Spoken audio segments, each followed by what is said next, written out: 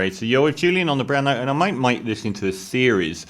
So I did a piece a little while ago called The Decline and Fall of Western Civilization, and I might call this one that as well and thread them all together as each shoe drops, because we are witnessing a once-in-a-lifetime, the change in the hegemony of the world from the Western world and from the American empire to a Chinese-led world, which has been predicted for a long time, but it's actually happening now. And the Western world is asleep at the wheel and it's doing things to accelerate this process. But you can look at the world as being under the influence of the Anglosphere going back to the Middle Ages and the rise of the British Empire, and then handing it over to the American Empire. But also you could look to the European empires all the way back to ancient Greece and then the Romans as being a Eurocentric endeavour. So it would be the first time that the European plus America leadership of the world, as the biggest economies, the biggest armies, the most dominant culturally and so on, you could go back 2,000 years for this. There is a massive underplaying of how big the economies of China and India were before the British even got to them. Arguably the two biggest economies in the world by, around the 1500s. Which gets forgotten about a lot. I guess they would look at themselves as being, a global superpower then. And we just focus on the Western world being the major superpower because of our history and our historical learning being focused on that area and ignoring, pretty much anything that happens east. So the start of this process, about a year ago I did a piece saying where are China in Iran, in Ukraine, why aren't they elevating themselves to the global stage on this issue? Well, the first shoe that fell was the completely unexpected recently announced peace deal between Iran and Saudi Arabia, which was brokered by China and not with weapons. And it keeps coming up that the Western world, particularly the American-led Western world, does things with military, and that China does things with economics and diplomacy. And it's being shown in stark contrast. The most important thing to remember here is the Western world is not the world. Large parts of the world are not on board with what the Americans and Europeans are siding with in Ukraine at all. Not because they think the war in Ukraine is great, but because they aren't part of the West. So we've got all of Africa, all of India, all of China, loads of Latin American countries, hugely massive part of the world's global economy and population that are not on board with the West at all. So when America has had this pro-Saudi, pro-Israel foreign policy dictation in the Middle East for decades, to have China come in and actually broke a peace between mortal enemies Iran and Saudi Arabia was an amazingly big thing, and the Western media are asleep at the wheel. They're ignoring all of this. Then recently, I think March 19 and 20, we had a very symbolic thing, which was about 20 African nations met in Moscow. And Putin was giving them speeches about how we don't come to Africa and steal your resources and enslave your people. Which is, yeah. So the fact that 20 African nations at this stage are going to strengthen ties with Russia is very telling. Our sanctions, our incredibly over-the-top sanctions of Russia, have not had the economic damage on Russia that we expected them to. They went far further than anyone realistically thought was either wise or even possible. And this may well come back to bite us big time. So we've had one of the most guiding principles of the modern era, including the war in Iraq, has been the hegemony of the US dollar as the world's global currency. If you don't use your own local currency, you use the US dollar, most particularly in the sale of crude oil. The world's most traded individual commodity is oil, and anyone that buys or sells it uses US dollars. I did a bit about how Saddam Hussein rejected using US dollars and sold them all off and bought euros and then was overthrown. how Colonel Gaddafi, after decades of supporting terrorism, proposed Africa develop its own Pan-African currency to trade oil in, and he was, after decades of being left alone in power, was overthrown and killed within a minimum of 2 years, but he actually gave a speech on the subject a few months before the Western-backed overthrow of Libya. Now, so the US dollar being the world's trading currency has been an enormous driver in US foreign policy, and a very unspoken one. I and many others still regard it as the most likely reason America went to war in Iraq. Because the other reasons have been proven to be demonstrably untrue. Well, we know it wasn't weapons of mass destruction, don't we?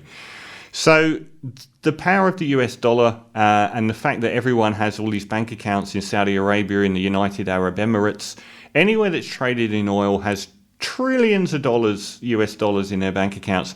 But it's also used as a transitional currency all over the world. Well, a massive thing just happened.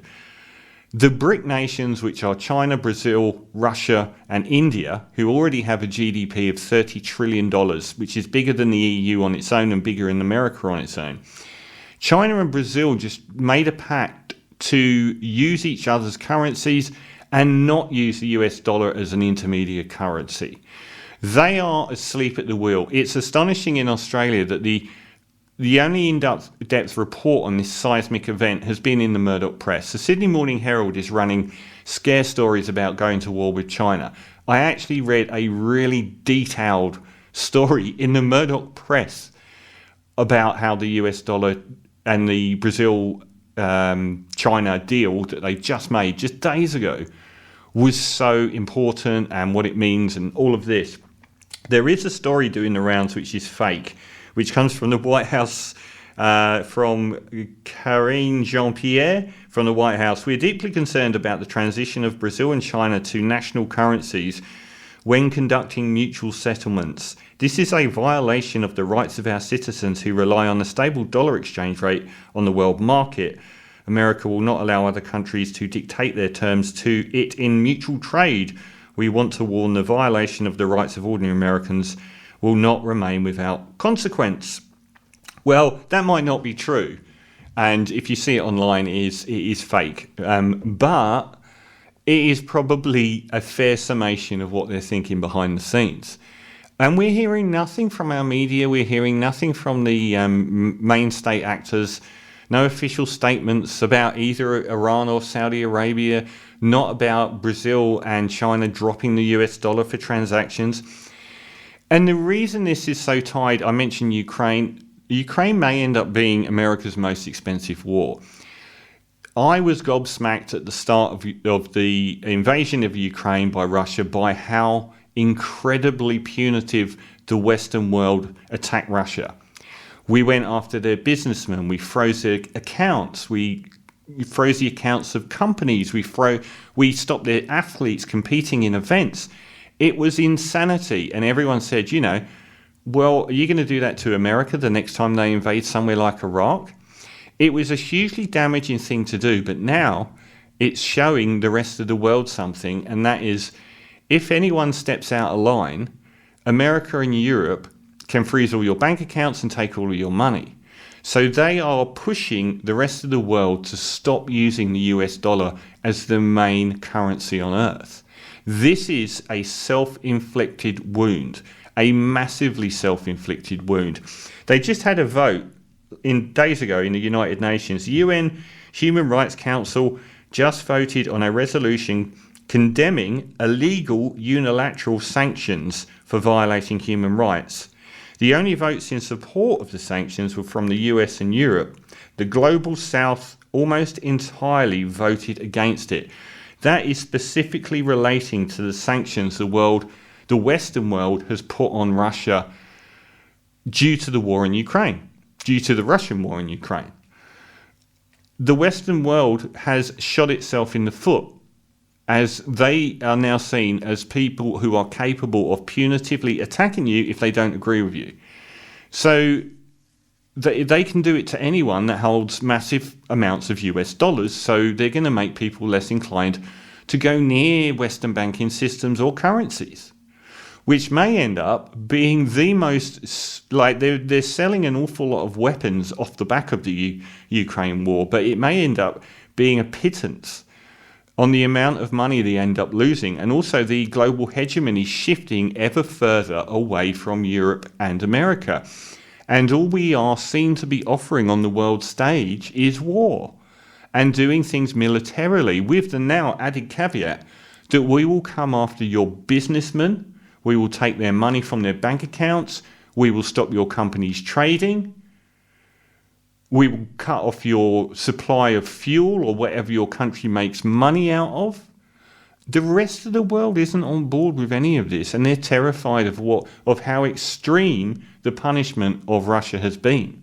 And I'm not making any I said at the start, I think, pursuing athletes or foreign businessmen is just bizarre, because the idea that they're ever going to do that to American businesses or businessmen and freeze their accounts or block America trading with the world the next time America invades somewhere like Iraq is just ludicrous. But how will they not do that? And I did the piece last week on, I don't think it was on the radio, but about how currently America and Israel are bombing Syria, and America has military bases in Syria and they're bombing Syria. In fact, Israel's been bombing Syria almost daily, which is, the rest of the world looks at us and they look at Ukraine, and we're making all these pious statements about statehood and national liberty and all these things, but we're not doing it ourselves, and the whole world knows that. But this financial thing could be absolutely huge. If the BRIC nations band together and block using the US dollar for any sort of intermediary trade, so, you sell your Brazilian reals, buy US dollars, and then you buy Chinese currency. Instead, it's just end-to-end. There's no US dollars involved, which will have a dramatic impact on the value of the US dollar on the global stage. So, this is the latest shoe to drop in the decline and fall of Western civilization.